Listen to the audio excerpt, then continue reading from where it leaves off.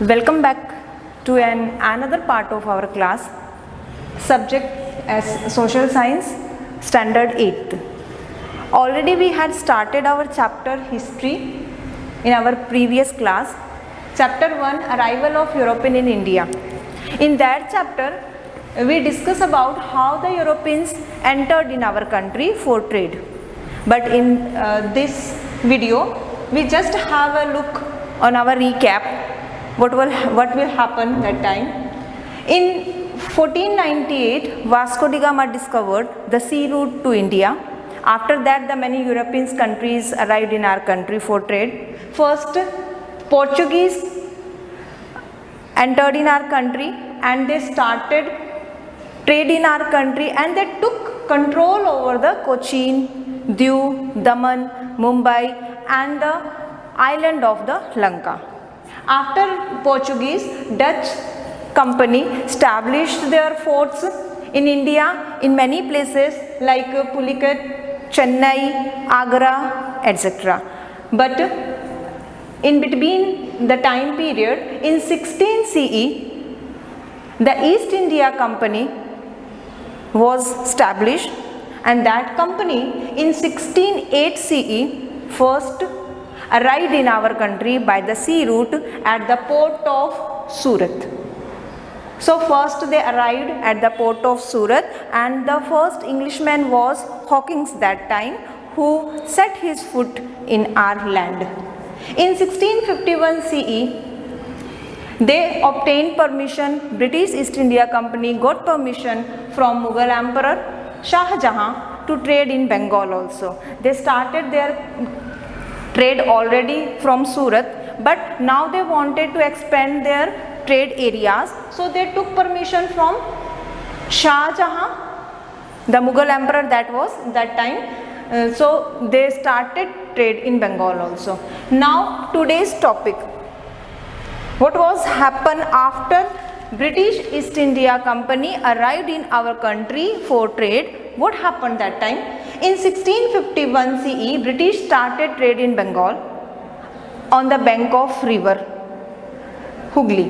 That time they established their fort, they built their fort on the Hooghly river. That time Mughal emperor was Shah Jahan, and they got permission from Mughal emperor to start their trade from Bengal.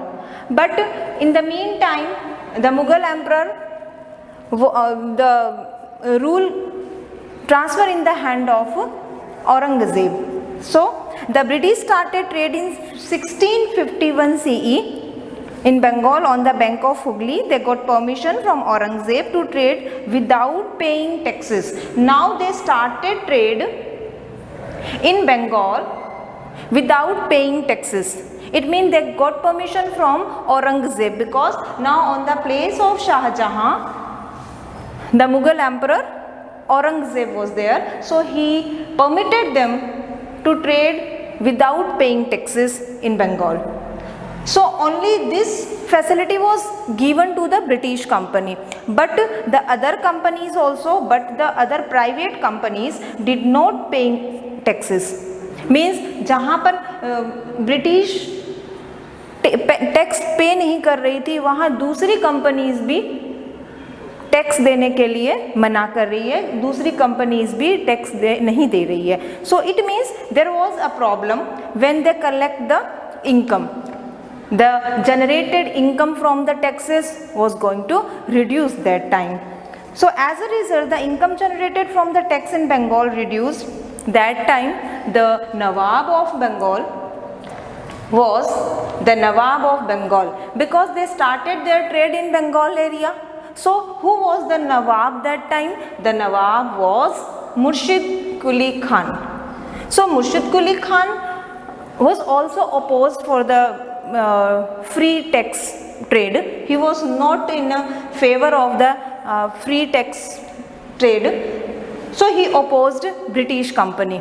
Then further, when Ali Vardi Khan became the Nawab of Bengal, after Murshid Quli Khan, who became Nawab? Ali Vardi Khan. He became Nawab of Bengal. Then also he was continue this quarrel, continue this opposition. Then after him, his son Siraj-ud-Dowla became Nawab of Bengal. So continue the three Nawabs, they opposed to British for trade, tax-free trade, not only trade, tax-free trade, because they are not paying tax. British company was not paying tax, so the income was not generated in the hand of the Nawabs. So they are not getting the enough income from the trades.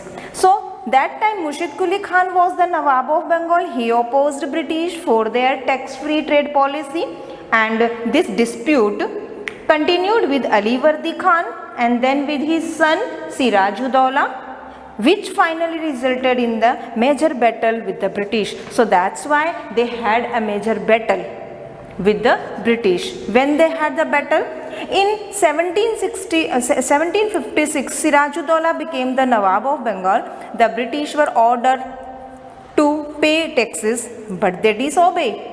Siraj-ud-Dowla, when he became Nawab, उसने order किया कि आपको tax देना पड़ेगा, but British disobey, उन्होंने बात नहीं मानी. So Siraj-ud-Dowla had a battle with British, और in this battle Siraj-ud-Dowla attacked the fort and defeated them and expelled them from Calcutta.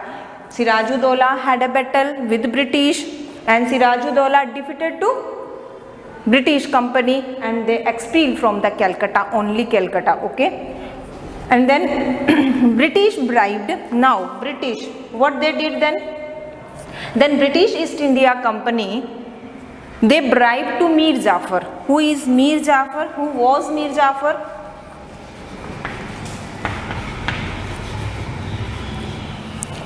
Mir Jafar.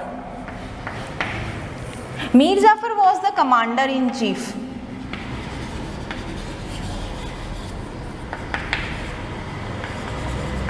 He was commander in chief of Sirajuddaulah. Sirajuddaulah के time में ये उनका commander in chief था, जिसको किसने bribe किया, किसने रिश्वत दी, किसने उसको अपने साथ मिला लिया? ब्रिटिश. तो उन्होंने मीर जाफर को अपनी साइड में कर लिया, अपने कंट्रोल में कर लिया. The British bribe Mir Jafar, but Mir Jafar the commander of chief of Sirajuddaulah was promise to confirm the throne of Bengal to him and convinced him to join their side. इसको मीर जाफर को कहा गया, if you join our side then definitely you will be confirmed for the throne of Bengal. मतलब तुमको नवाब बना दिया जाएगा after सिराजुद्दौला's death. तो ये उनको दी गई bribe. Then there was a battle in between Sirajuddaulah and British company. So with the help of Mir Jafar, under the leadership of Robert Clive, British defeated and murdered Sirajuddaulah. British ने सिराजुद्दौला को defeat कर दिया. So this battle was known as Battle of Plassey.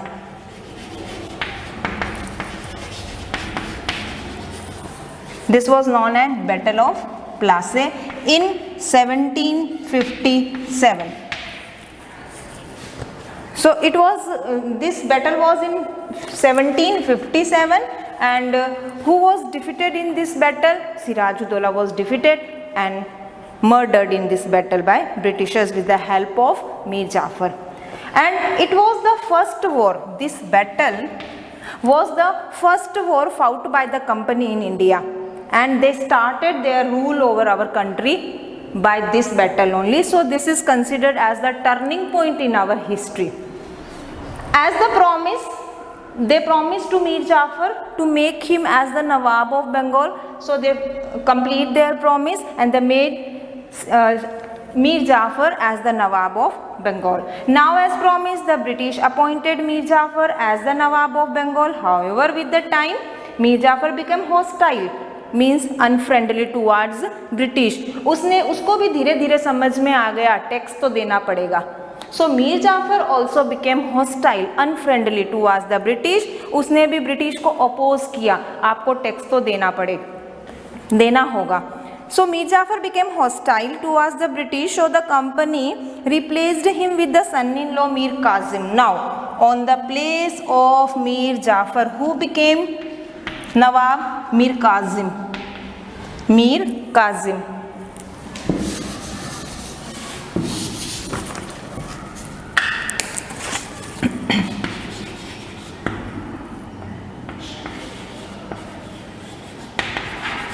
So Mir Kazim became Nawab of Bengal, was defeated by the company, but he escaped. Again British East India Company fought with Mir Kazim because he also opposed to British for their not paying taxes. So he was defeated in a battle with British. Then he organized Mir Kazim. Who he? Now Mir Kazim, the Nawab of Bengal, organized his army along with Mir Kazim army along with Sujadawla